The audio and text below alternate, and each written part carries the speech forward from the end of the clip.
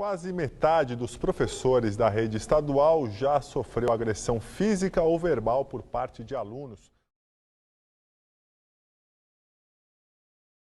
Já bullying, me chamavam de narigudo, eu não sei porquê, mas eu sempre levei na esportiva porque eu entendia que era uma brincadeira. Pode até não ser de bom gosto. E aí quando a gente brinca também, não tem que saber se a primeira pessoa aceita, né? Senão não é brincadeira, passa a ser agressão.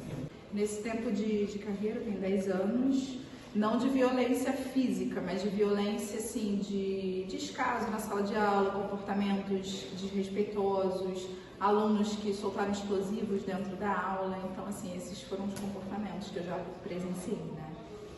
Verbal, sim. Física, não. Já sofri. Então, eu já sofri uma violência... A gente sofre, né? Às vezes verbal, né? Falta de respeito de alguns alunos que não sabem o limite entre a brincadeira e o sério, né? Tem a hora de brincar e a hora de falar sério. Mas acho que assim, o episódio mais sinistro que aconteceu foi quando 2 alunos discutiram na minha sala. Foi antes de dar uma prova. E aí um aluno xingou o outro e simplesmente o garoto surtou, pegou uma mesa, levantou uma mesa para jogar no colega que tinha xingado ele. E aí eu, muito sem noção, fui tentar, né, apartar a briga, só que ele estava totalmente, sei lá, possuído, esse garoto, não sei. Ele estava totalmente desfigurado, com muita raiva. E aí, um aluno que era até o maior da turma e tal, ele já tinha sido meu aluno antes, ele entrou na frente, tirou a mesa da mão do garoto, porque senão ele ia jogar no colega que tinha xingado ele e eu tava no meio dessa situação toda.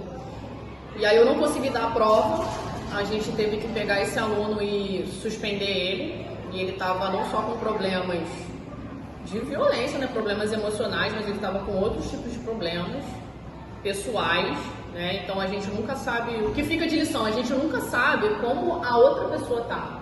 Então a gente tem que ter muito cuidado com a brincadeira que a gente faz, muito cuidado como a gente chama as pessoas para não criar rótulos com as pessoas, porque cada pessoa é um universo.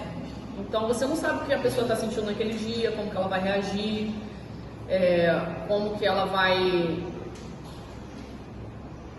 retribuir o que você está fazendo. Então é muito importante a gente ter cuidado, né? Tratar todos com respeito, com educação, e uma lição que ficou para mim, né? Não se meter, não tentar desapartar a briga e ser muito rígida no sentido do respeito em sala de aula. Não permitir xingamento, nada disso. Isso precisa ser bem sério dentro da sala de aula. Nem em brincadeira. Desculpa, nem em brincadeira permitir xingamento, porque isso é falta de respeito, entendeu? Então, eu não levava para esse lado. Na minha época, ninguém falava em bullying, porque era interpretado como brincadeira. E quando a gente não gostava, né, que hoje se chama bullying, a gente levava a coisa a ferro e fogo, quer dizer, acabava virando briga e etc, coisa desse tipo.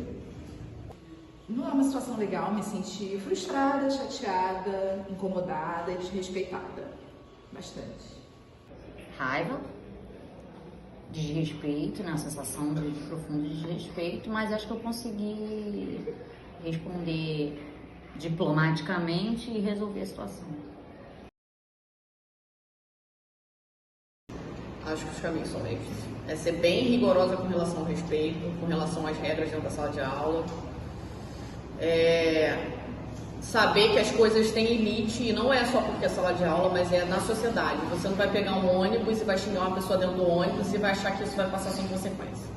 Você não vai estar numa praia e xingar alguém chamado que você quiser e falar assim, não, foi brincadeira, no trânsito. Xingar alguém no trânsito vai achar que foi brincadeira. Não, as pessoas estão aí, elas podem estar armadas. Não existe só arma de fogo, existe arma branca, existe estilete, existe faca. E a lei da semeadura é muito certa. O que você planta, você colhe. Se você planta respeito, com certeza você vai colher respeito. Se você planta brincadeira, falta de respeito, indisciplina, falta de limites, uma hora você vai colher uma tempestade muito forte aí. Então eu acho que a regra social é importante, Educar é importante, porque o que é normal na sua família não é normal na sociedade, entendeu? As coisas que acontecem às vezes dentro da nossa casa, que a gente acha que é normal fazer esse tipo de brincadeira. Não, na sua família é, mas na sociedade não é assim que funciona.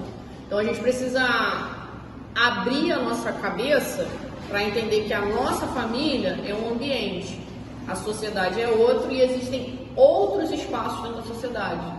Existe a maneira de se comportar no tribunal, na igreja, na delegacia, no mercado, numa festa.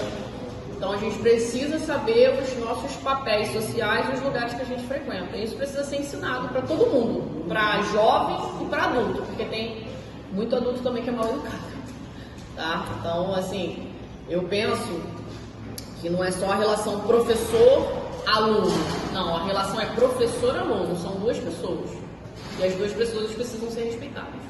O primeiro passo que eu vejo é conversar com quem é o agressor. Se você não concorda com a brincadeira, se fazer respeitar, ou seja, conversar com quem está te agredindo verbalmente, né, ou com esse tipo de brincadeira que não é brincadeira. Se ainda se persistir a coisa, levar para as autoridades competentes, direção, professor, direção, etc. Eu acho que a conscientização, né, o diálogo em primeiro lugar. Então, eu não tenho o perfil de ser, sim, aquela professora que pune os alunos, sempre a gente conversa, né, e acho que intervenção dentro da escola com palestra, com psicólogos, a parte de orientação educacional também acho que ajudaria. Acho que a conversa, o diálogo seria a base de tudo aí.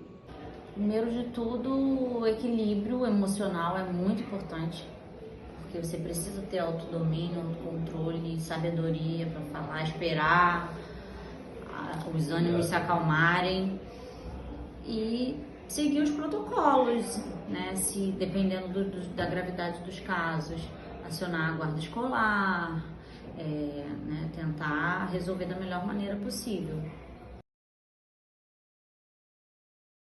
Como que atrapalha? Gerando angústia, gerando ansiedade, gerando frustração, alguns sintomas de depressão também, dependendo do caso, né? Então, assim, o ato de violência é um ato que a gente não espera. Então, por ser uma agressão, é algo que invade o outro, então isso gera um tumulto ali no local e isso pode prejudicar a curto, médio e longo prazo a vida dos alunos e dos professores também, que adoecem junto. Atrapalha sempre, né? Violência é sempre violência. Se ela mexe com o seu psicológico, e o psicológico estando abalado, vai abalar o aprendizado, com certeza. Então é necessário não deixar que isso ocorra, repito. Causa insegurança, né?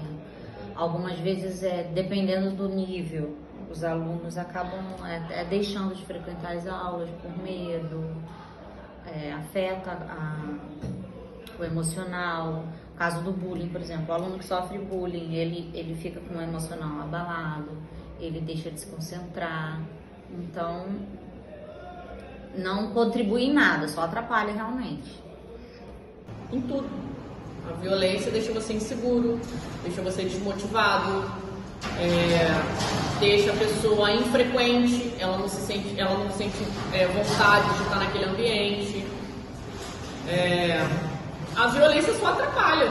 É só você ver aí as escolas que já passaram por traumas de violência, como é que os alunos voltam a estudar naquele ambiente? Como é que não lembram do que aconteceu?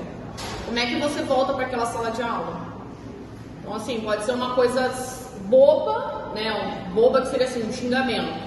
Ou pode ser uma coisa grave, uma briga, uma agressão mesmo, machucar a pessoa, ou, enfim, tirar até a vida. Tudo isso fica no nosso inconsciente e a gente vai ficar lembrando disso. A gente não esquece. Vou dar um exemplo. Ninguém esquece os apelidos que ganhou na escola, quando estava no 6º ano, no 4º ano, no 3º ano. Fundo de garrafa, não sei o quê.